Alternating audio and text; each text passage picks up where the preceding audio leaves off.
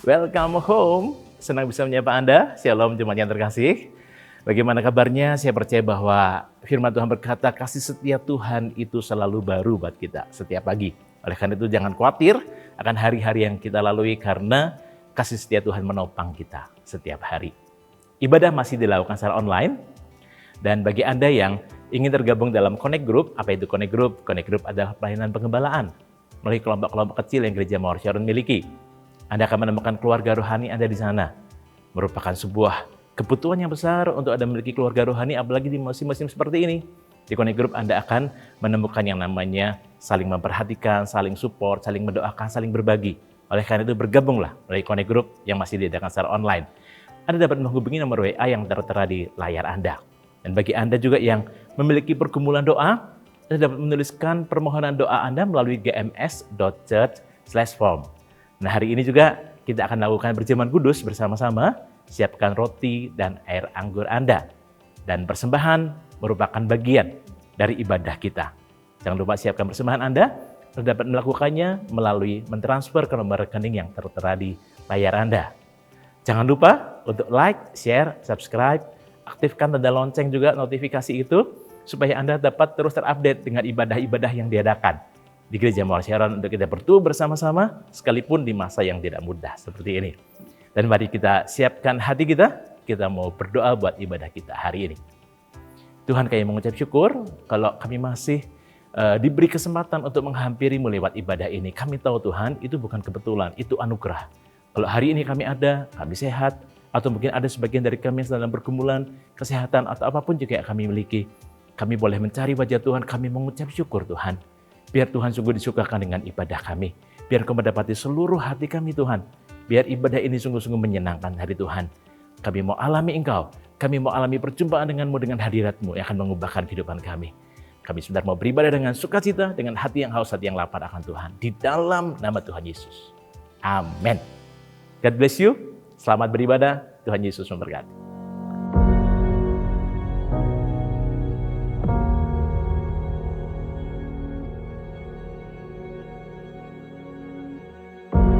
Orang yang suka memuji akan kuat roh doanya.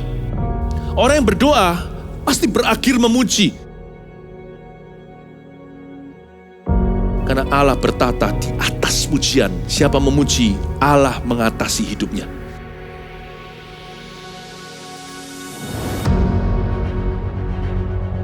The Year of Praise, tahun pujian, menjadi sebuah petualangan yang tiada dua. Menjadi sebuah pelajaran hidup yang langsung dari Kristus. Menjadi sebuah pengalaman yang indah. Waktu kita memuji Tuhan, seluruh kerajaan itu berdiri di sampingmu. Waktu kita memuji, seluruh kerajaan Allah dan kereta-keretanya yang tidak kelihatan berkuda dan berapi-api itu berada di kanan kiri. Semakin fisik kita lemah, roh kita semakin memuji Tuhan. Semakin jasmani kita terbatas, semakin rohani kita tidak boleh dibatasi.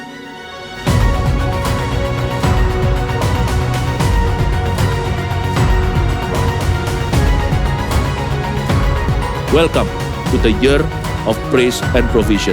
Mari kita mengizinkan Tuhan merajut rancangan yang belum pernah kita bayangkan.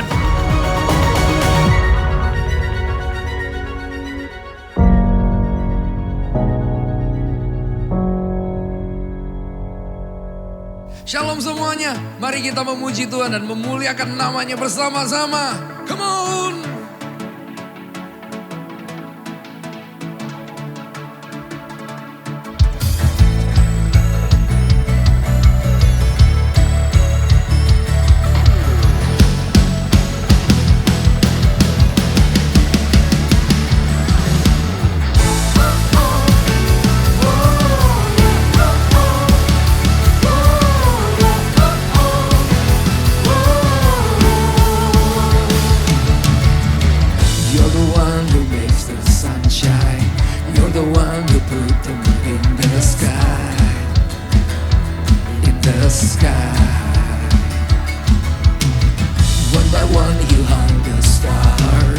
Nothing can compare to your great works, to your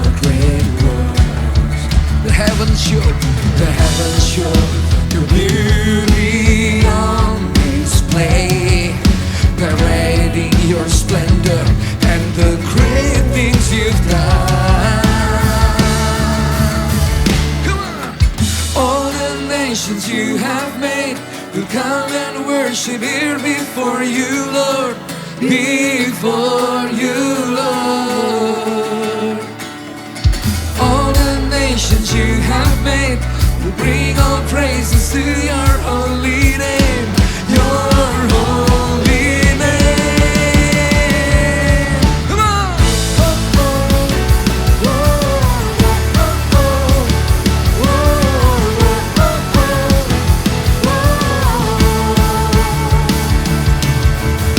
You're the one who makes the sunshine. You're the one who put the moon in the sky. The sky. Hey, one by one you hung the stars. Nothing can compare to your great works. To your great works.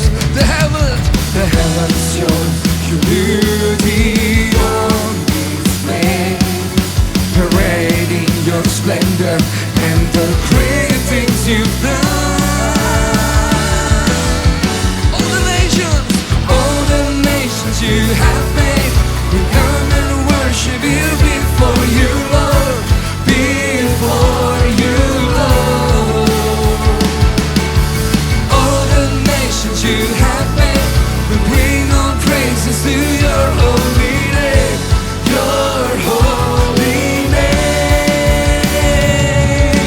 Come on! Ho! Hey! Ho! Hey! Ho! Hey! Ho! Yeah!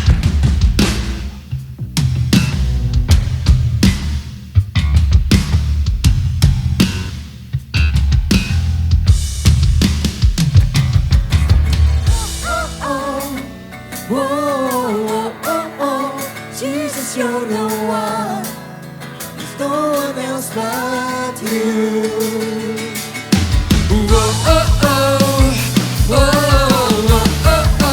Jesus, you're the one. There's no one but you.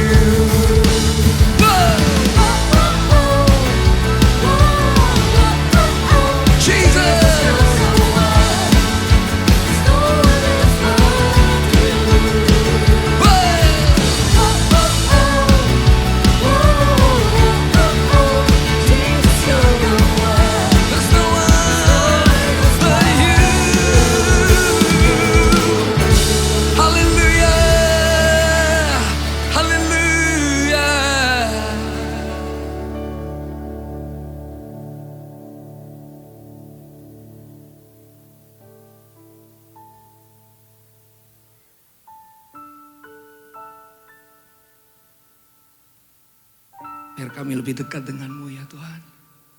Biar kami lebih intim denganmu. Kami mau nikmati kasih-Mu. Terimalah penyembahan kami. Thank you Jesus.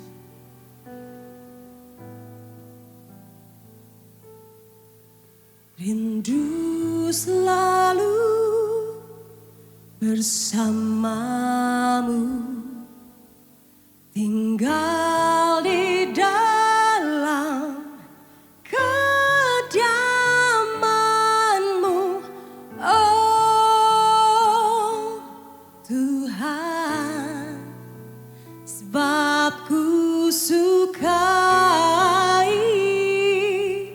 hadirat-Mu, tak ingin ku terpisahkan, dekat denganmu, itu yang ku rindukan,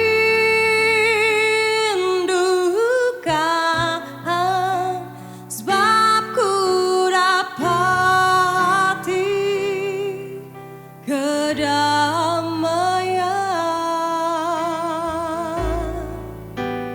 Ku nikmati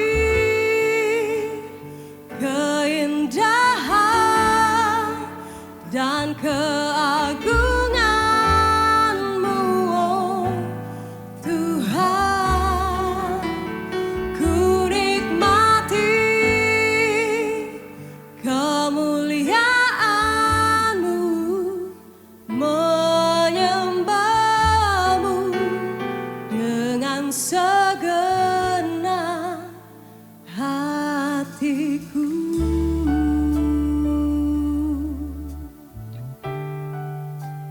rindu selalu. selalu bersamamu, Tinggal di dalam kediaman-Mu, oh Tuhan, sebab ku sukai hadirat-Mu, tak ingin ku terpisahkan. Dekat denganmu, itu yang ku rindukan,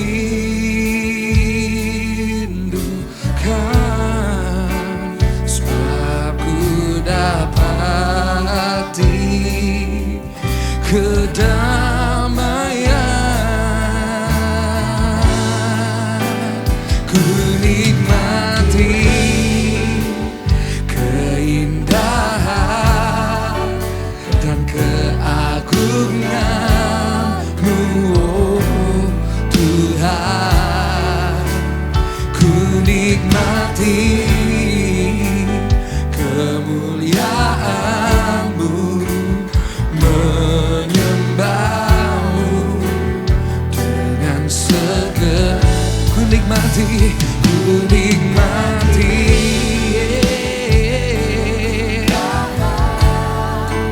dan keagungan-Mu, oh Tuhan. Ku nikmati menyembah-Mu dengan segenap hatiku.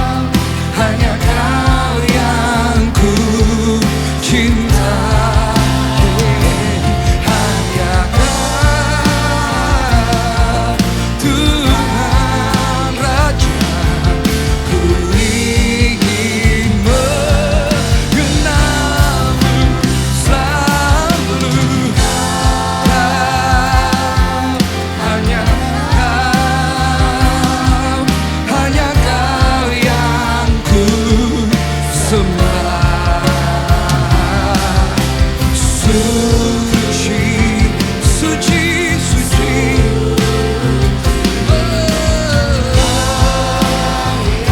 Engkau layak sungguh.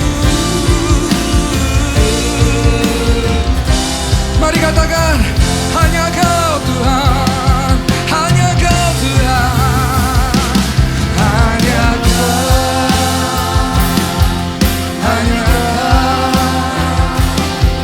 hanya Kau yang ku cinta.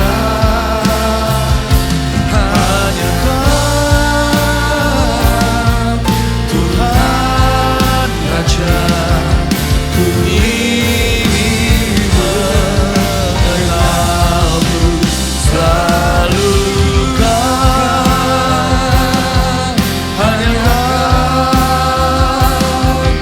Hanya Kau yang ku sembah. Suci, suci, layak Engkau layak. Sungguh cinta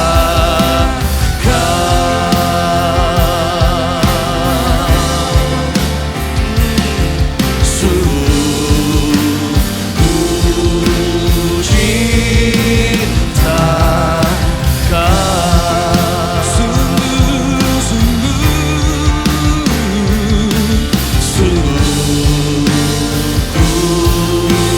cinta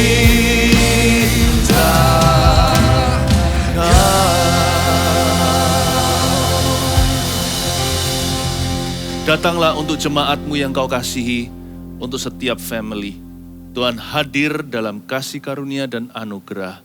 Sampaikan sabda-Mu, training kami, latih kami untuk beribadah, bahkan di dalam keluarga kami sendiri ya Tuhan.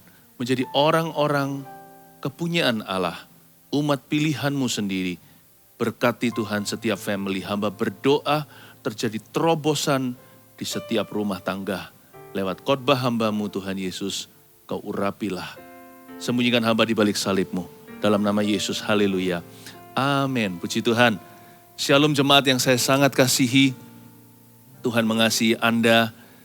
Di tahun pujian dan penyediaan ini, hari ini kita berada di dalam bulan keluarga, Family Month.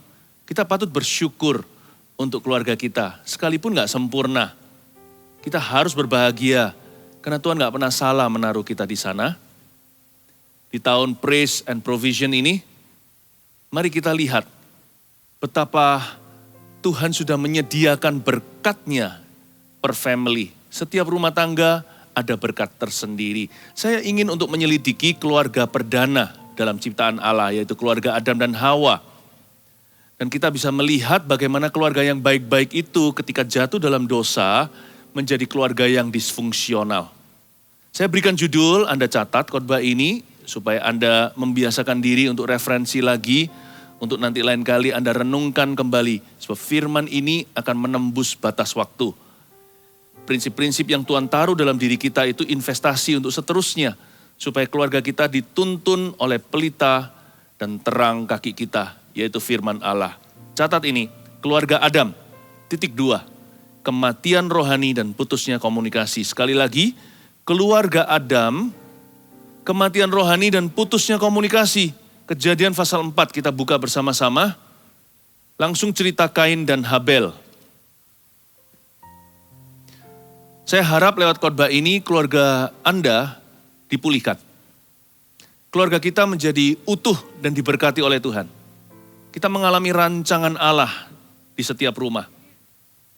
Tujuan Tuhan mendirikan gereja adalah supaya bicara kepada keluarga. Gereja juga adalah keluarga rohanimu. Tapi tujuan utamanya adalah supaya memulihkan keluargamu.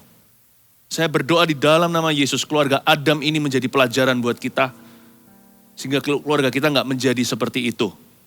Kematian rohani dan putusnya komunikasi itu yang terjadi di dalam keluarga Adam dan Hawa. Kita lihat ayat pertama, ayat ke-1 bunyinya. Kemudian manusia itu bersetubuh dengan Hawa, istrinya. Dan mengandunglah perempuan itu lalu melahirkan Kain. Maka kata perempuan itu, aku telah mendapat seorang anak laki-laki dengan pertolongan Tuhan. Selanjutnya, dilahirkannya lah Habel, adik Kain, dan Habel menjadi gembala kambing domba. Kain menjadi petani. Kita lihat dulu 2 ayat. Saya jelaskan di ayat 1. Kemudian manusia itu yaitu Adam bersetubuh dengan Hawa istrinya dan mengandunglah perempuan itu lalu melahirkan Kain. Ayat pertama ini terjadi sesudah Adam dan Hawa jatuh ke dalam dosa. Di pasal sebelumnya diceritakan gimana ular menjebak mereka dan bagaimana keluarga perdana membuka celah. Tetapi di ayat ke-1 langsung kelihatan duduk masalahnya. Setelah manusia jatuh dari kemuliaan Allah, bagaimana mereka mulai erosi. Lihat dari ayat pertama, absennya ayah. Kalau Anda lihat di ayat ke-1 bunyinya begini, kemudian manusia itu bersetubuh dengan Hawa istrinya. Adam tidak muncul lagi sampai ayat 25. Jadi betul-betul absennya seorang ayah. Ayat 25 nanti Adam muncul lagi untuk berhubungan seks dengan istrinya. Saya bacakan ya, saya lompat ayat 25 bunyinya begini. Adam bersetubuh pula dengan istrinya. Lalu cerita pasal 4 sebagian besar didominasi dengan kejadian Kain dan Habel. Terjadi pembunuhan di antara 2 siblings saudara kandung ini. Adam di mana? Di mana Adam? Dan Adam sibuk apa? Ternyata Adam ini dalam cerita yang mengenaskan terjadi pembunuhan. Ayah tidak hadir dalam kehidupan anak-anaknya dan papa tidak hadir untuk keluarganya. Ayat 1 lalu lompat ayat 25. Adam hanya muncul untuk bersetubuh. Itu yang menjadi masalah kaum Adam seterusnya. Sejak jatuh ke dalam dosa, pria menjadi begini loh. Menjadi robot kerja dan makhluk sperma. Lalu segala sesuatu dalam kehidupan pria itu terjadi di antaranya, di mana dia ingin membuktikan diri kepada teman-temannya, hobilah, lalu ambisi, rencana, lalu dia pakai apa, setir kendaraan apa, dia bisa beli apa. Semua terjadi di antara kerja dan bersetubuh. Robot kerja, pokoknya saya hidupi keluarga saya beri nafkah. Pokoknya saya sekolahkan anak-anak saya, bayar uang kuliah. Udah, aku punya duniaku sendiri di luar sebagai laki-laki. Keluarganya di mana asal keluarga gak mati. Pulang kerja, papa sibuk sendiri. Tidak pernah hadir sekalipun tubuhnya ada di situ, di dalam rumahnya. Dia pulang ke rumah setiap sore atau setiap malam dari kerja. Tetapi gak pernah sungguh-sungguh menjalin komunikasi. Jangankan mendalam, hampir-hampir sama sekali tidak pernah komunikasi dengan anak-anak dan putranya. Biarkan aja masing-masing dengan HP dan gadgetnya. Dia sendiri juga sibuk sendiri. Belum lagi nanti istri juga sibuk dengan kesibukannya. Keluarga itu satu rumah. Tubuhnya di sana tapi terpencar-pencar. Tersebar ke seluruh dunia lewat gadget dan kegiatannya. Papa tidak pernah merangkul, tidak pernah membuat rumah itu menjadi lebih kecil, lebih akrab. Tidak pernah menjadi glue atau lem dari keluarganya sendiri. Tidak pernah menarik mereka dari timur, barat, utara, selatan. Ayo mesbah. Oh iya, saya tidak akan jelaskan gimana membangun mesbah di kebaktian sekarang. Sebab hari ini adalah part 1 atau babak 1. Nanti minggu depan ini saya khotbah lagi dengan topik tema yang sama tapi part 2 yaitu keluarga Adam, kematian rohani dan putusnya komunikasi lebih dalam lagi sampai saya akan jelaskan minggu depan bagaimana membangun mesbah keluarga yang disengaja. Tapi kembali ke sini, Papa tidak menarik keluarganya ke tengah. Di mana Kristus berada, di mana Papa berada. Ayah acu tak acu, cuek dengan keluarganya, apalagi secara rohani. bicaranya seputar itu-itu saja, hanyalah basa-basi with family. Tapi kalau sama temennya, mendalam sekali. Mana bisa, padahal di dunia kerja aja, kalau bicara sama direksi, staff, Papa akan sangat detil. Ini ya yang aku mau, ini targetnya. Ini due date atau tanggal jatuh temponya, sangat jelas maunya apa. Sangat jelas juga boundary-nya di mana atau batas-batasnya. Orang-orang jadi tahu isi hatinya tentang dunia kerja. Kalau papanya adalah bos di perusahaannya. Atau kalau dia adalah pegawai. Dia sangat jelas dengan komando yang dia terima. Dia kerjakan itu teliti semua perintah. Tapi dalam keluarganya tidak pernah spesifik sama sekali. Hanya basa-basi. Ayah absen. Adam ini saya sayangkan waktu saya baca Kain dan Habel. Pikiran saya itu bertanya-tanya, where was Adam? Papa di mana? Kok munculnya nanti ayat 25? Jangan jadi ayah yang merupakan robot kerja. Jangan menjadi hanya makhluk sperma. Kalau muncul dalam cerita hanya bersetubuh. Laki-laki menjadi hanya money and sex only. Itu kejadian setelah Adam jatuh dari kemuliaan Allah. Tetapi Yesus telah menebus kita. Pria yang berikutnya ini Adam yang baru. Menebus kita dari cara hidup kita yang lama. Dan dari warisan nenek moyang kita yang sia-sia. Yesus telah menebus kita dari jalan hidup yang salah. Ikuti Adam kedua, Jesus Christ namanya.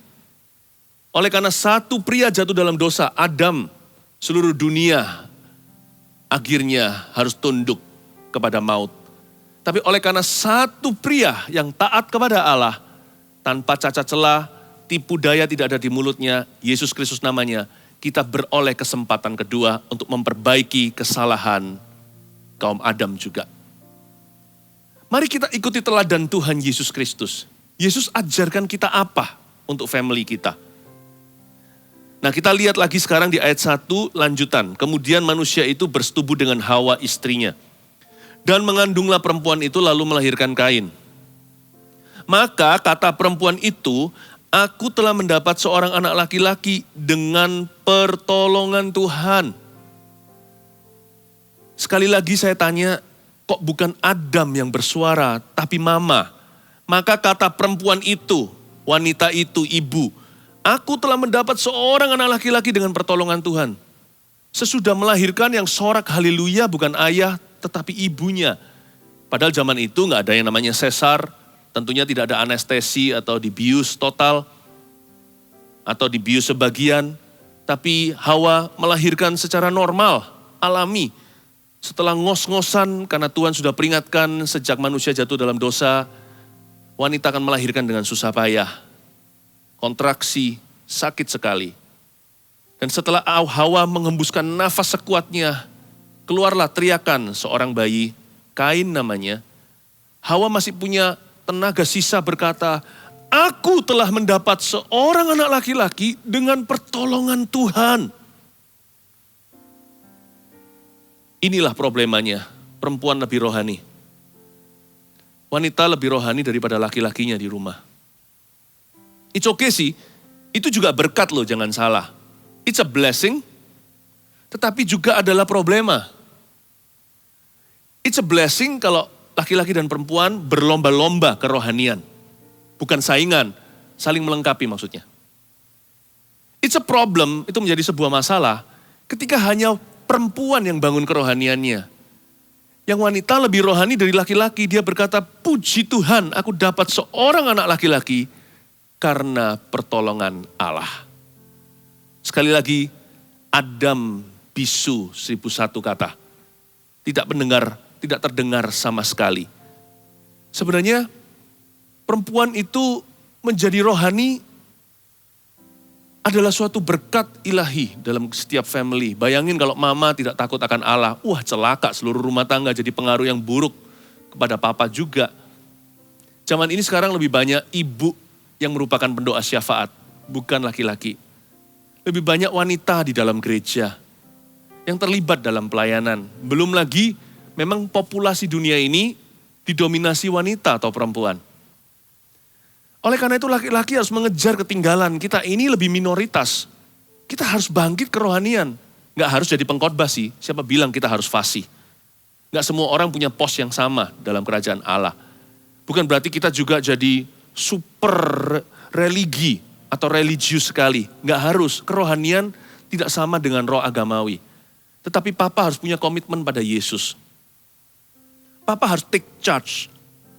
Harus ambil alih, pegang kendali. Kalau soal kerohanian, hubungan keluarganya dengan Tuhan, Papa minimal harus turut campur.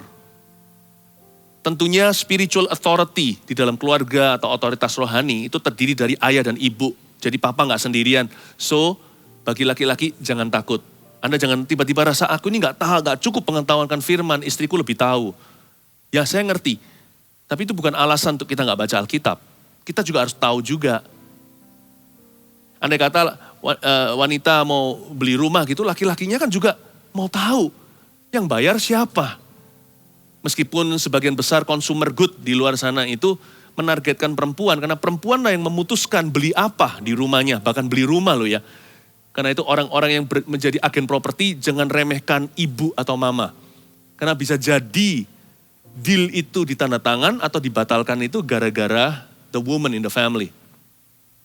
Tapi laki-laki kan, this is my money, ini kan uang gua, saya mau tahu. Nah kalau ini keselamatan keluarga, bukannya Anda harus lebih tahu. Tapi spiritual authority atau otoritas rohani di dalam keluarga terbagi jadi dua sih. Ayah dan ibu. Jadi yang laki-laki jangan takut, Anda nggak sendirian. Yang wanita juga sama. Anda harus ingat loh ya, Anda tidak boleh mengambil keputusan sendiri sekalipun lebih rohani.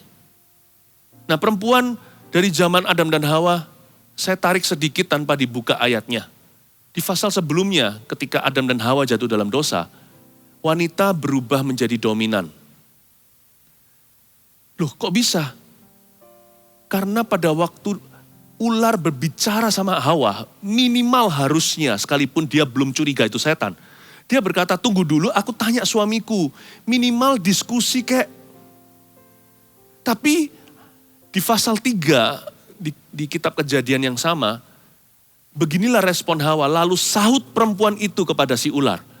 Nah disinilah perempuan menjadi dominan.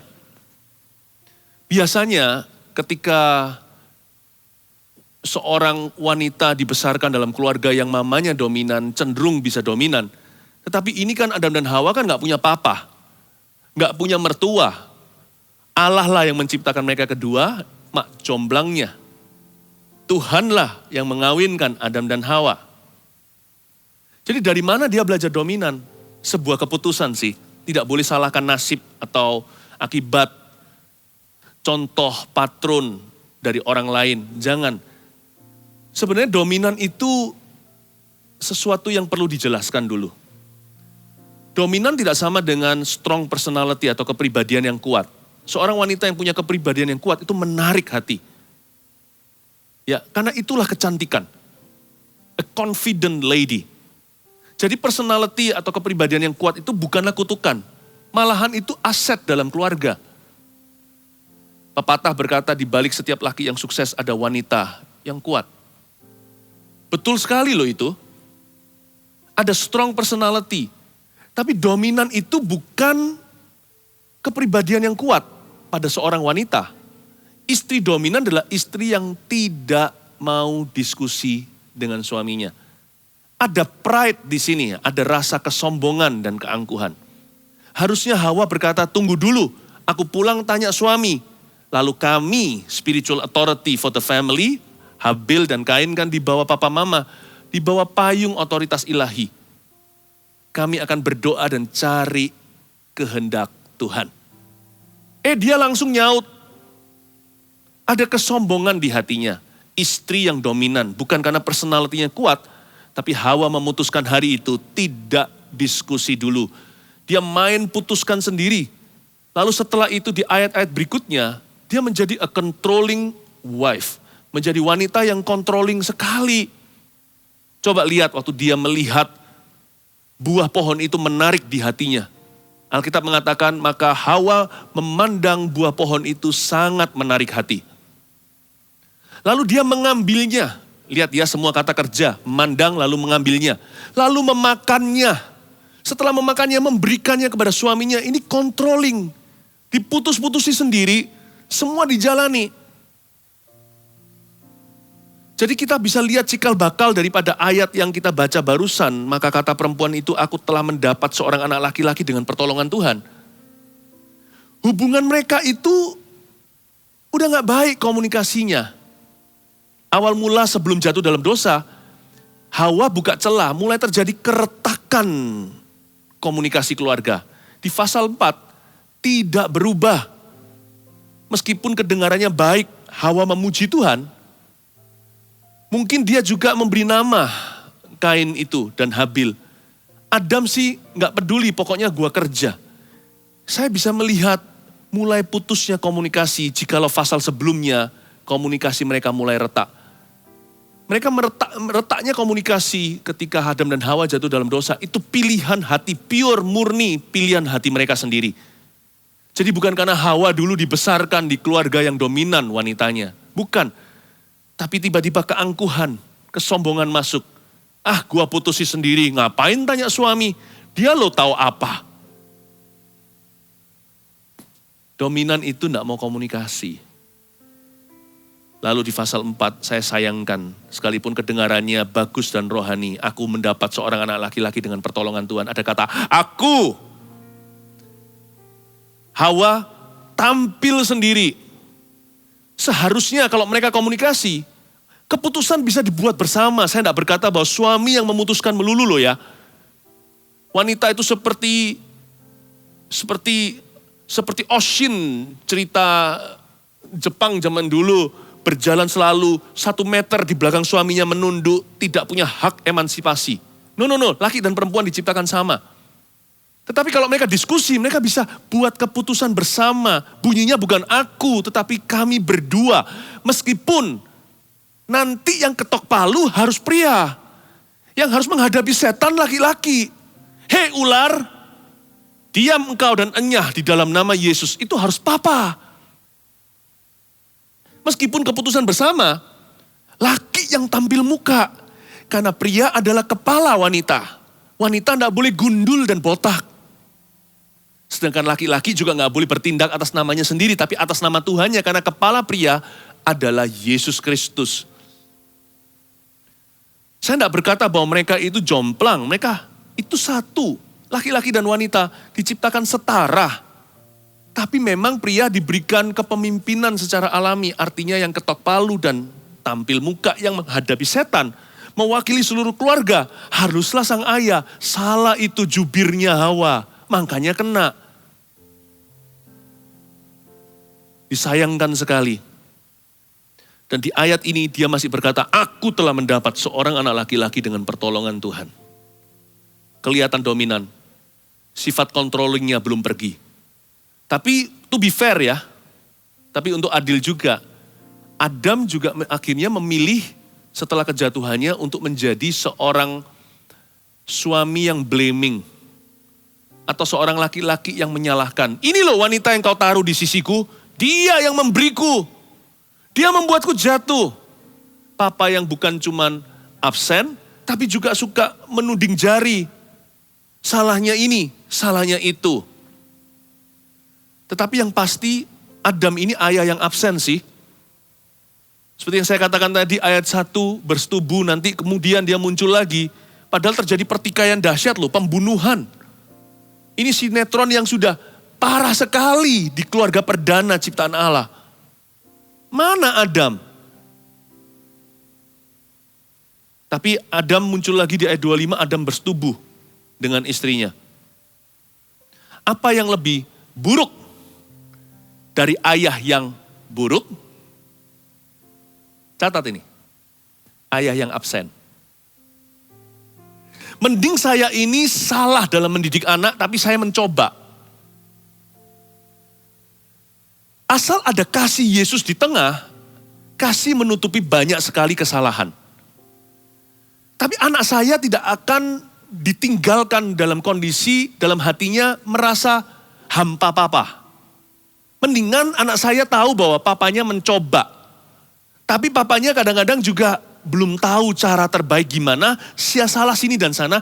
Anak itu tumbuh dewasa masih ada sebuah kebanggaan tahu bahwa papaku mendidik aku sekalipun belepotan. Daripada mana ayahku? Seperti anak yang diadopsi tidak pernah diberitahu. Lalu ketika dia tahu nanti dari orang lain bukan dari ayah ibu yang mengadopsinya, dia penasaran, mana ayah kandungku? Makanya itu saya berikan saran juga kalau ada di antara kita yang mengadopsi anak, nggak usah dibuat a big deal, ngomongnya itu seperti berita besar, membuat anak itu jadi nanti tambah bingung. Saran saya sih sebagai hamba Tuhan, beritahu mereka pelan-pelan, secara progresif. Sedini mungkin ketika mereka mengerti. Jangan takut mereka akan tidak mencintaimu karena Anda tidak kandung. Tidak, mereka akan semakin menghargaimu. Tapi jangan ada misteri. Nah bayangkan, kalau anak itu nggak tahu, taunya dari tetangga nanti. Betapa sakit hati dia ditipu oleh ayah dan ibu yang bukan kandung, meskipun memelihara, mengasihi dia, tapi menyimpan rahasia. Tapi di hatinya, pasti dia merasa yatim piatu. Ayah kandungku mana? Saya tidak mau anak saya punya papa, tapi hampa ayah. Saya juga bisa ngajarkan sama jemaat semua yang saya tahu tentang parenting. Itu karena saya juga buat banyak salah. Saya betul-betul ngomong apa adanya. Saya pun masih belajar. Karena kebanyakan kita nggak punya patron yang sempurna. Karena kita ini kan banyak yang baru kenal Yesus generasi pertama. Sekalipun kita punya keluarga yang baik-baik, nggak tentu juga Alkitabiah. Jadi kita ini kan masih meraba-raba. Saya sendiri pun banyak kurangnya. Jadi anak pertama saya punya 3. Anak pertama masih banyak sekali coba-coba. Anak kedua lebih mahir kami. Anak ketiga jauh lebih pintar dari sebelumnya. Tapi juga bukan berarti segala sesuatu mulus dan sempurna. Karena punya anak 1 dan anak 2, dinamikanya berubah. Punya 3 anak, dinamika di antara mereka pun membuat saya harus belajar sesuatu. Meskipun anak sudah 3, anak ketiga pun gimana dia dealing dengan kokonya, gimana dia berurusan dengan cecenya, itu gimana semuanya saya masih belajar dan masih selalu elementary, saya dan istri selalu merasa di bangku SD kalau parenting. Selalu sekolah dasar dengan Roh Kudus. Tapi satu hal yang pasti, ini 100% sempurna di dalam keluarga kami. Kami turun tangan dalam hidup anak-anak kami. Termasuk ayah, yes. Ini 100%. Parenting kami tidak sempurna, tapi kami parent yang hadir sempurna dalam kehidupan anak-anak kami. Belepotan kadang, tapi dari belepotan itulah saya dapatkan banyak protein untuk kita semua, termasuk untuk kami sendiri, keluarga saya, maupun keluarga Anda. Sebagai keluarga imam, kami belajar dulu, supaya bisa mengajari sesuatu. Lebih baik ayah yang membuat kesalahan dalam parenting, daripada ayah yang sama sekali tidak mendidik anaknya, alias absen. Tidak hadir dalam diri dan perkembangan pertumbuhan putra-putrinya sendiri. Ayat yang kedua, selanjutnya, dilahirkannya lah Habel, adik Kain. Lau-er setelah Lau-tah, anak kedua. Dan Habel menjadi gembala kambing domba. Kain menjadi petani. Habel jadi gembala kambing domba. Ini asumsi saya loh ya. Sedangkan Kain menjadi petani. Mungkinkah Habel itu memang lebih dekat sama mama? Karena dia itu lebih handle atau memilih bidang yang ada perasaan. Karena kambing domba semuanya itu kan punya feeling juga, meskipun mereka tidak punya roh bisa menyembah. Tetapi hewan itu punya insting. Sedangkan Kain suka workshop, menjadi petani. Mungkin dia dekat sama, lebih condong ke ayahnya. Kain dan Habel, asumsi, ini bukan kata firman Allah. Ini adalah tafsiran saya. Tapi gak apa-apa sih, dalam keluarga juga susah untuk sama kalau Anda punya anak beberapa. Anak 1 aja loh, dia relate bagaimana dia terhubung dengan papa, terhubung dengan mama, tidak bisa dibandingkan. Kalau suruh pilih, stres sekali. Waktu saya kecil, saya ditanya om saya begini. Dan saya kecil ini pemikir, waktu saya masih SD, Saya itu suka sekali merenungkan semua hal, makanya saya itu stresan jadi orang. Lalu om saya tanya, iseng kali, tapi kita harus hati-hati kalau sama anak kecil jangan lemparkan pertanyaan yang sia-sia. Mereka itu dalam usia belajar soalnya. Dan mereka look up to adults. Dia itu memandang orang dewasa, karena itu kita harus menaruh diri sebagai pendidik. Hati-hati kalau ada anak-anak sekeliling kita jangan menyesatkan. Saya ditanya gini, bayangin kalau setiap minggu ditanya begini kan stres saya lama-lama. Ayo Philip, kalau nanti papa mama jatuh di jurang, kamu angkat mama dulu atau angkat papa dulu? Itu saya sampai nangis loh. Minggu ketiga ditanya lagi setiap kali ketemu kumpul keluarga. Saya pernah nangis dan berkata, aku enggak tahu, saya rasa tertuduh. Bayangin kalau anak satu aja, papa dan mama tidak bisa sama kok feelingnya. Gimana bisa compare dibandingkan? Dan kalau Anda punya anak lebih dari 1, 2, 3, bahkan lebih dari itu. Bagaimana Anda bisa berkata siapa dekat sama siapa? Menjawab pertanyaan anak, siapa yang papa paling sayang? Semua sama, itu juga dusta. Karena masing-masing beda hubungannya. Gini ya, saya kasihkan sesuatu petunjuk. Jadi it's okay papa dan mama punya feeling yang berbeda dengan anak 1, anak 2, anak 3 dan seterusnya. Jangan merasa tertuduh asal mulutmu dan mulutku tidak dibiasakan membanding-bandingkan mereka. Hati ini jangan tertuduh. Jangan tertuduh. It's okay kalau si Habel lebih dekat sama mama. Bukan berarti dia lebih cinta sama mama. It's okay kalau Kain lebih dekat sama papa. Esau Yakub juga. Esau sama ayahnya, Yakub sama ibunya. It's okay asal kita tidak melakukan satu dosa dalam family. Ini memutuskan komunikasi. Jangan comparing anakmu dengan anak yang satu. Jangan membanding-bandingkan, lu gak kayak Koko lu gak kayak Cici. Kamu gak kayak adikmu. Jangan dibanding-bandingkan because everyone is different. Asal papa hadir dalam hidup anak-anaknya, mau Habil lebih dekat sama ibu juga gak apa-apa. Mungkin karena dekat dengan ibu, dia lebih respect sama papa. Mama ngomong apa gak mempan, papa ngomong sepatah kata. Buyarlah semua kejahatan di hatinya. Gak apa-apa sih. Itu aset dan advantage. Tidak selalu kedekatan itu yang menjawab. Atau kecocokan. Dekat sih dekat, kan kita bicara tentang siapa lebih dekat. Jadi gak apa-apa, punya perasaan beda. Setiap anak gak sama, karena gini loh, karena feelingnya lain-lain. Warnanya gak satu. Saya dengan anak ke-1, dengan anak kedua, dan anak bungsu. Beda warna masing-masing. Ya. Selama papa hadir, selama mama juga hadir, spiritual authority atau otoritas rohani itu komplit. Habil dan Kain tidak akan menjadi anak yang disfungsional. Tapi di dalam hati mama, papa sendiri kadang-kadang menyimpan perasaan guilty, bersalah. Kok aku lebih reaksi ya, lebih responsif dengan anak yang satu ini. Enggak sih, itu tipu muslihat iblis yang menuduhmu. Sebenarnya, tanda kutip sama semua. Cuman beda warna. It's okay, love them individually. Kasih cintai mereka secara individu. Cintai masing-masing secara istimewa dengan cara dan garis bawah yang beda-beda sesuai dengan personality, sesuai dengan kepribadian mereka, sesuai dengan destiny, sesuai dengan tujuan hidup mereka, dan purpose atau sesuai dengan visi Tuhan atas hidup masing-masing anakmu. Kasih sesuai dengan jalurnya. Jangan merasa bersalah. Tapi kuncinya di sini, spiritual authority itu komplit atau lengkap. Nah ini yang tidak terjadi di keluarga perdana Adam dan Hawa.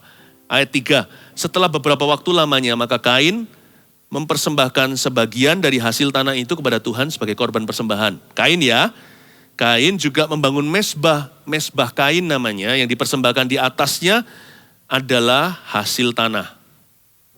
Ya sayur-sayuran, buah-buahan. Habil juga mempersembahkan korban persembahan dari anak sulung kambing dombanya, yakni lemak-lemaknya. maka Tuhan mengindahkan Habil dan korban persembahannya itu. Tetapi Kain dan korban persembahannya tidak diindahkannya. Lalu hati Kain menjadi sangat panas dan mukanya muram. Ada perbedaan dengan cara mereka mempersembahkan atau attitude. Saya rasa Kain ini punya attitude problem. Dia punya problema dengan sikap hati yang benar. Alias sikap hatinya salah. Nah kayak begini masa papanya gak tuntun toh ya? Kenapa mamanya gak angkat bicara? Tahu pasti setiap kali mereka beribadah, anggaplah persembahan korban itu seperti ministry pelayanan di gereja. Bayangin kalau pulang, lalu dia mulai mencerca teman-temannya, "Pah, Mah, wah ini orang gak tahu apa-apa, dia diangkat dulu. Padahal aku loh lebih siap untuk jadi WL atau pemimpin pujian. Aku pinter khotbah, gak pernah dipilih, gak pernah dikasih kesempatan. Orang itu loh belepotan bicaranya." Diam papa mamanya. Kalau sampai Tuhan harus bicara langsung ke anaknya, ya Tuhan harus punya hubungan pribadi. Tapi kalau Tuhan setiap kali muncul harus tegur anaknya, berarti papa mamanya yang gagal. Tidak pernah menegur putra-putrinya. Kok diam saja? Sikap hati yang salah, apalagi urusan pelayanan, akan kelihatan di rumah juga. Akan kelihatan sifat bosinya, suruh-suruh, perintah-perintah. Itu papa mama kok gak perhatikan. Padahal loh, Alkitab sudah mengatakan dengan jelas bahwa hati Kain menjadi sangat panas, berarti sudah emosian orangnya. Kok diem saja? Masa mami and daddy don't notice sama sekali? Kenapa tidak memperhatikan? Menurut saya sih ignorant atau mengabaikan, bukan tidak memperhatikan. Mereka tahu, tapi ya sudahlah, biar nanti pergi-pergi sendiri. Bukan pergi akhirnya, membunuh.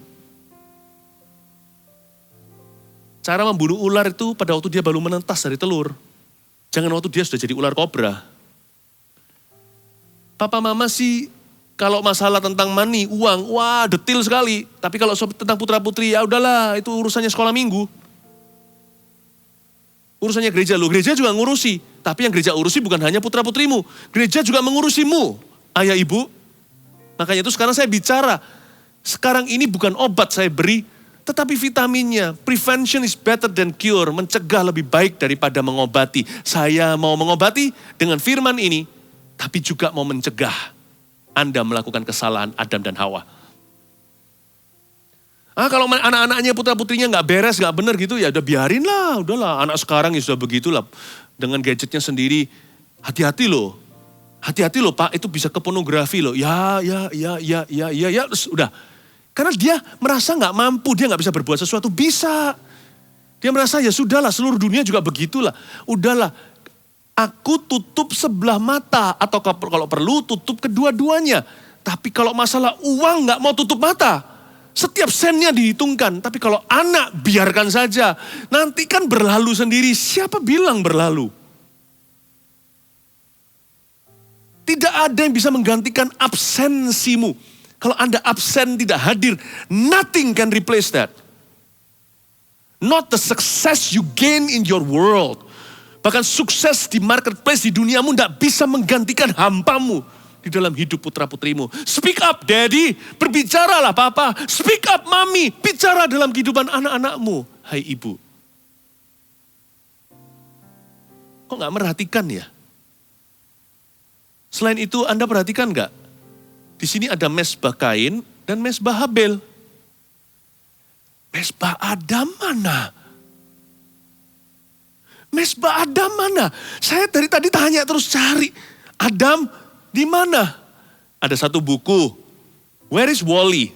Ya kan? Mungkin Anda enggak tahu tapi itu buku lucu. Jadi nanti disembunyikan orang itu yang namanya Wally pakai baju merah, strip-strip segala. Itu di mana dia harus cari. Wah susah kadang-kadang dibikin agak sulit untuk ditemukan. Nah saya tanya yang sama dalam ayat-ayat ini. Where is Adam? Where is Adam's altar? Mana mezbahnya Adam? Kayaknya Adam gak pernah beritahu, ayo, doa, tahu kau, ayo let's pray. Gak pernah tuh, gak ada mezbah Adam. Mezbah Adam lenyap. Betul-betul karena papa yang tidak berfungsi atau fungsional, terjadi kematian rohani dalam keluarganya. Habil itu hanyalah remah-remah. Dia itu berusaha untuk survive atau bertahan dalam keluarga yang gak takut akan Allah. Dan disfungsional, putus komunikasinya. Dia berusaha untuk I see you. Dia hanya nafas lewat mesbah infus, mesbah sendiri. Dan untung-untungan Habil jadi benar. Kalau Adam punya mesbah, mungkin Kain juga jadi benar. Pasal 4 bukan pembunuhan.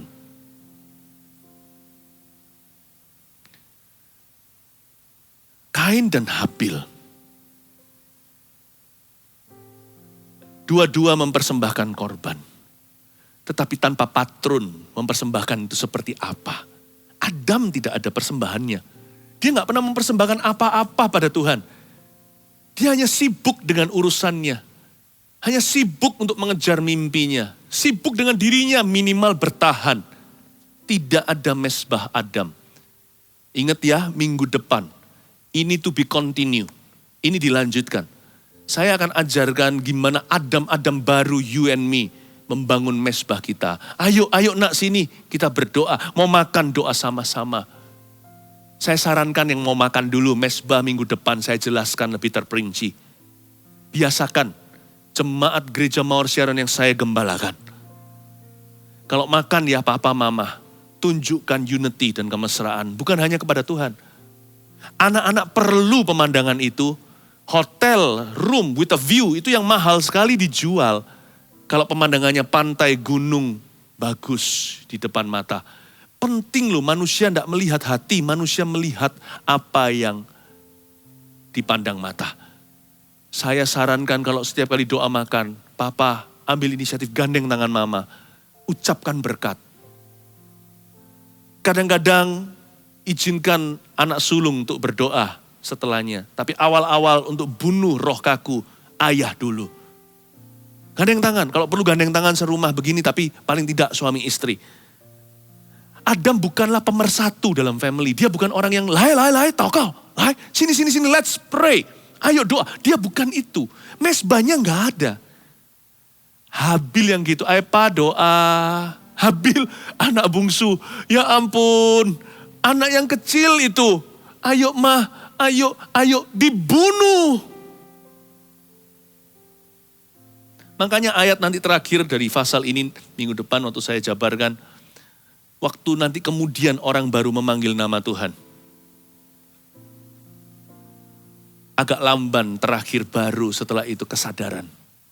Gimana si bungsu yang jadi imamnya? Sulung dalam keluarga itu papa mama. Mama lung, papa su. Sulung, suhunya keluarga. Itu ayah. We must stand up for our family. Jangan takut dalam gereja ini. Laki-laki di dalam gereja Mawar Sharon. I support you. Your pastor supports you. Gembalamu mendukungmu. Saya tidak akan menghakimimu. Firman yang saya bagikan ini mungkin keras. Dan langsung straight to the point. Langsung kena ke hati. Tapi dalam perjalanannya saya akan komit untuk membantu. Nanti juga waktu kita perjamuan kudus. Siapkan roti yang ada di rumah Anda. Siapkan juga air atau sirup. Nanti waktu kita ambil, kita doakan papa dulu. We support you, the church. Gereja Mawar Sharon mendukung para ayah. Ayo tumbuh sama-sama ya. Saya tahu tingkat kesulitannya. Saya mendukungmu. Gerejamu mendukungmu. Ayat yang berikutnya. Ayat 6. Firman Tuhan kepada Kain, mengapa hatimu panas dan mukamu muram? Tuhan bicara langsung negur, berarti papa mama diam saja. Tuhan langsung bicara sama Kain. Apakah mukamu tidak akan berseri jika engkau berbuat baik? Berarti mukanya siap pulang ke rumah suram. Itu pun papa tidak pernah tanya, how are you? Tidak pernah tanya sungguh-sungguh, ada apa Kain? Mungkin dia bukan ahli konseling, gak apa-apa. Mendengarkan aja sudah solve the problem 50%, udah menyelesaikan setengah persoalan. Hadirnya papa itu menyelesaikan setengah persoalan. Hadirnya mama papa udah 75. Anak itu nanti bisa figure out, nemukan sendiri. Kalau kita kasih nasihat yang pas-pasan, mereka dengar kok.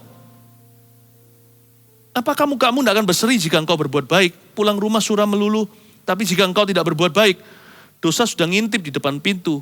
Ia sangat menggoda engkau, tapi engkau harus berkuasa atasnya. Kata Kain kepada Habil adiknya, ayat 8, cilaka ya. marilah kita pergi ke padang. Ketika mereka ada di padang, tiba-tiba Kain memukul Habil adiknya, itu lalu membunuh dia. Ayat 8 saya sebut sebagai point of no return. Titik di mana Kain dan Habil gak bisa kembali. Atau keluarga ini tidak bisa reverse lagi, atret lagi. Marilah kita pergi ke padang. Celaka sudah. Ayat 8 ini kedengarannya seperti baru berapa detik dari ayat-ayat sebelumnya. Enggak, kalau Anda pelajari dia pulang muram maksudnya. Ini loh aura wajahnya itu loh gak enak. Itu papa mama kok ya biarkan. Ayat 8 tadi mungkin kejadiannya dengan ayat sebelumnya sudah months or years. Udah bulan atau tahun. Ini sudah stadium 4. Gak bisa tiba-tiba gak ada gejala. Itu sudah gejala ada tapi diabaikan. Ayat 8 ini point of no return. Titik gak bisa kembali atau atret lagi. Ini kejadiannya sudah berangsur-angsur. Berbulan-bulan jikalau bukan bertahun-tahun. Jadi tanda-tanda itu jelas di dalam keluargamu. Engkau butuh pertolongan. Anak kita butuh bantuan. Sekalipun mereka tidak menyuarakan. Sekalipun kadang-kadang kalau kita punya bantuan itu ditolak mentah-mentah. Justru percayalah, yakinlah dari firman Allah bahwa mereka itu perlu bantuan kita sekalipun tidak mengakuinya. Ayat 9 firman Tuhan kepada Kain, di mana Habil adikmu itu? Jawabnya, aku gak tahu. Apa? Gua penjaga adikku. Firmannya, apakah yang telah kau perbuat ini? Darah adikmu itu berteriak kepadaku dari tanah. Maka sekarang terkutuklah engkau. Terbuang jauh dari tanah yang mengangakan mulutnya untuk menerima darah adikmu itu dari tanganmu. Apabila engkau mengusahakan tanah itu, maka tanah itu gak akan memberikan hasil sepenuhnya lagi kepadamu. Engkau menjadi seorang pelarian dan pengembara di bumi. Kata Kain kepada Tuhan, hukumanku itu lebih besar daripada yang dapat kutanggung. Ketara gak pernah dihukum sama papa mamanya. Betul-betul keluarga yang tidak pernah mendidik anaknya dan menyimpan rotan dan dengan demikian membenci putra-putrinya. Baru dihukum sama Tuhan gitu, hukumanmu tuh lebih besar. Your punishment is greater than my crime. Hukumanmu lebih gede dari kejahatanku. Yang benar, ini pembunuhan, bunuh darah daging sendiri, adiknya lagi. Nggak dihukum mati sudah, untung-untung dia. Ketara orang ini, Kain ini nggak pernah terima rotan. Salah juga nggak ditegur sama papa, dibiarkan. Biasanya begini termasuk keluarga kaya juga lebih bahaya. Selalu supply money, tidak ada hentinya. Anak jadi rusak. Engkau ini menghalau aku sekarang dari tanah ini dan aku akan tersembunyi dari hadapanmu. Seorang pelarian dan pengembara di bumi, maka barang siapa yang akan bertemu dengan aku, tentulah akan membunuh aku. Firman Tuhan kepadanya, sekali-kali tidak. Barang siapa mau membunuh Kain, yang membunuh Kain akan dibalaskan kepadanya 7 kali lipat. Kemudian Tuhan menaruh tanda pada Kain supaya ia jangan dibunuh oleh barang siapapun yang bertemu dengan dia. Lalu Kain pergi dari hadapan Tuhan dan ia menetap di tanah Nod di sebelah timur Eden dan belum ada suara Adam sampai titik yang demikian. Ayat berikutnya saya bahas minggu depan bagaimana membangun mesbah dari keluarga yang mengalami kematian rohani bahkan di mana ada putusnya komunikasi harus di situ mesbah Tuhan berdiri. Mesbah family. Saya ajak kita semuanya, tutup Alkitab kita. Mari kita menghadap hadirat Tuhan. Dan kita siapkan perjamuan kudus ini. Saya tuntun nanti bagaimana berdoa untuk menyambung komunikasi dalam keluarga. Kita nyanyi satu lagu dulu. Redo silahkan. Kami datang di hadirat-Mu dalam satu kasih. Amin. Dengan bersehati berjanji setia sampai akhir, mengasihimu Yesus. Kami datang sama-sama. Kami datang di hadirat-Mu dalam satu kasih dengan bersehati, berjanji setia sampai akhir, mengasihimu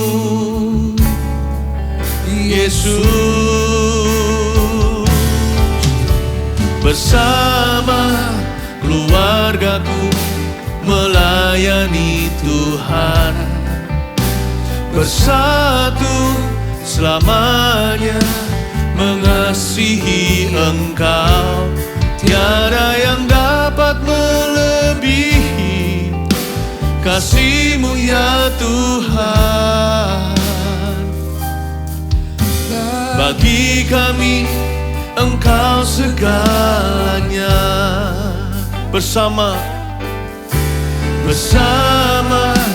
keluargaku melayani Tuhan. Bersatu selamanya mengasihi Engkau. Tiada yang dapat melebihi kasih-Mu ya Tuhan. Bagi kami Engkau segalanya. Sekali lagi, bersama keluargaku. Bersama keluargaku melayani Tuhan.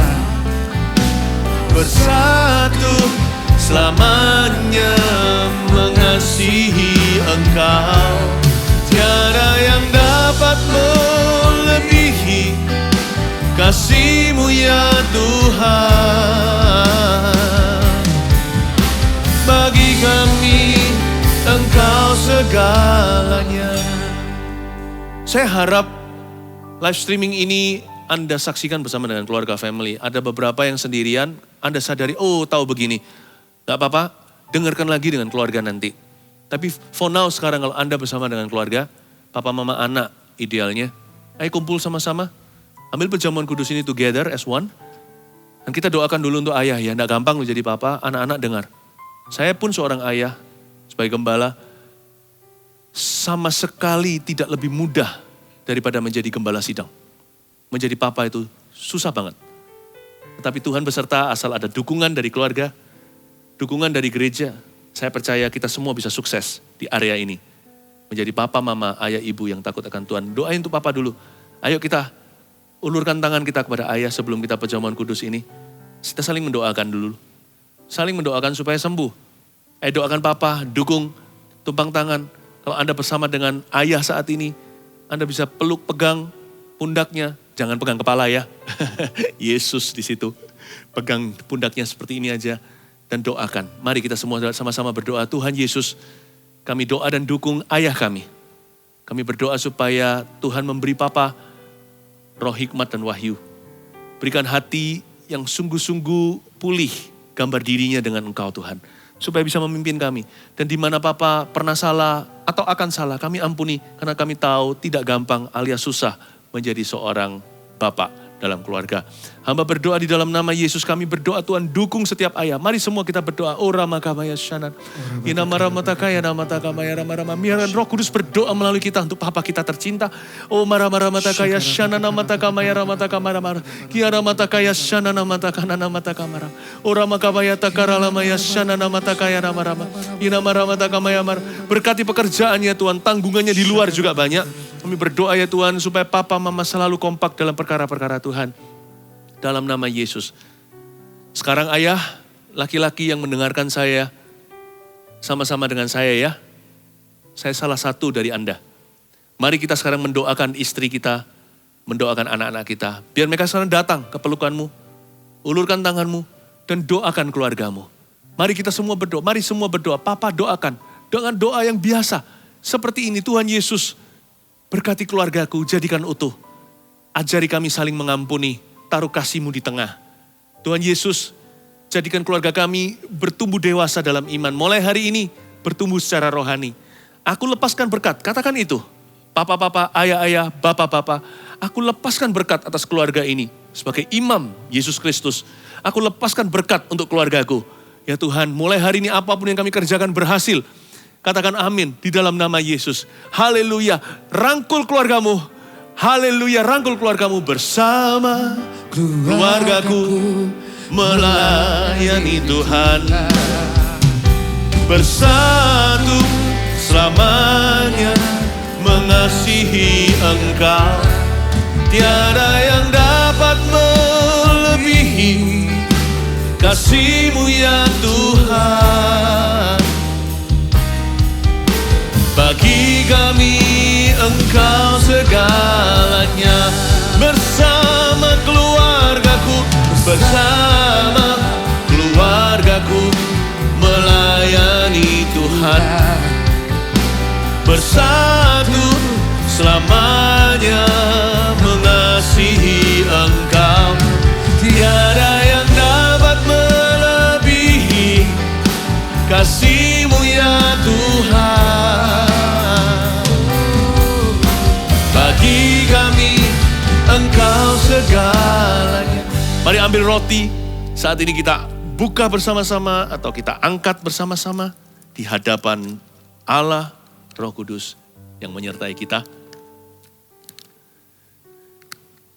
Mari kita minta persatuan dalam setiap family dan dalam gereja. Terima kasih Tuhan. Pada hari Engkau mengambil roti itu, Kau berkata pada murid-muridmu, untuk mengingat ini setiap kali kami mengambilnya. Untuk bersekutu dengan tubuh Kristus bahwa kami semua tidak sendirian dalam pergumulan. Kita semua laki-laki dan pria, ayah, ibu dan anak-anaknya, bagian dari tubuh Kristus, Tuhan yang mampukan. Waktu kita makan ini, mari kita undang the Spirit of God, the Spirit of Unity, untuk masuk ke dalam tubuh hidup kita, masuk dalam setiap keluarga, mempersatukan dalam kasih Tuhan. Mari makan bersama-sama dalam nama Yesus.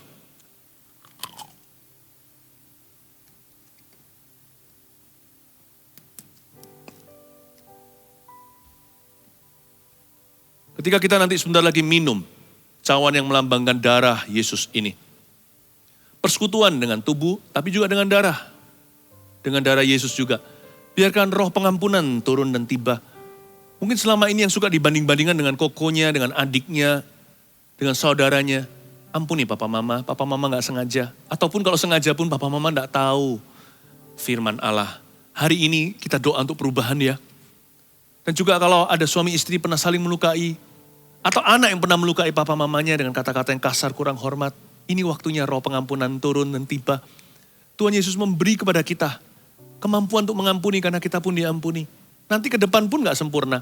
Kita harus selalu belajar apa artinya pengampunan. Tuhan Yesus menjadikan hatimu utuh, tidak ada emosi yang tercuil lagi. Sekalipun salah orang, pasti banyak. Salah kita juga tidak kurang banyak. Tetapi hari ini, your spirit is made whole. Jiwamu utuh di hadapan Tuhan. Terimalah pengampunan. Mari kita angkat cawan ini. Pada hari itu, malam itu Yesus mengangkat cawan dan berkata, setiap kali kau membuatnya, ingatlah akan aku. Bukankah ini persekutuan dengan darah perjanjian. Mari kita minum bersama-sama di dalam nama Tuhan Yesus. Haleluya. Kalau ada family yang menyaksikan ini bersama, mari bergandeng tangan. Kami datang di hadirat-Mu dalam satu hati, dalam satu kasih, dengan bersehati. Mari kita buat perjanjian baru. Berjanji setia sampai akhir, mengasihi-Mu Yesus. Kami datang di hadirat-Mu dalam satu kasih Yesus, dengan bersehati, berjanji setia sampai akhir, mengasihi-Mu Yesus. Mari kita angkat tangan kita dan angkat wajah kita bersama keluargaku melayani Tuhan. Bersatu selamanya mengasihi Engkau. Tiada yang dapat melebihi kasih-Mu ya Tuhan. Bagi kami Engkau segalanya. Bersatu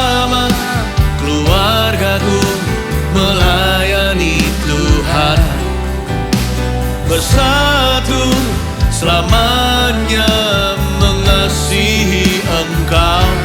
Tiada yang dapat melebihi kasih-Mu ya Tuhan. Bagi kami Engkau segalanya. Tiada yang dapat melebihi kasih-Mu ya Tuhan. Tiada yang dapat melebihi kasih-Mu ya Tuhan. Bagi kami Engkau segalanya. Bagi kami Kau segala-galanya. Bagi kami Engkau segalanya. Bagi kami Engkau segalanya. Haleluya. Setelah doa berkat ini, I will see you next Sunday. Melanjutkan pengajaran ini minggu depan. Mari kita terima doa pengembalaan dan angkat tangan. Berkat-Mu ini ganda untuk minggu ini dan mempersiapkan hati untuk mendengar kelanjutan daripada pesan Tuhan minggu depan. Ya Tuhan, jemaat-Mu yang Kau kasih per keluarga, family dan individu, Kau berkati dengan berkat Allah Bapa, dengan berkat Allah Putra, dan dari Allah Roh Kudus menyertai kita. Setiap keluarga mengalami breakthrough, terobosan hubungan, dan apapun yang diperbuatnya akan berhasil. Dalam nama Yesus, amin. Love you and your family too. God bless.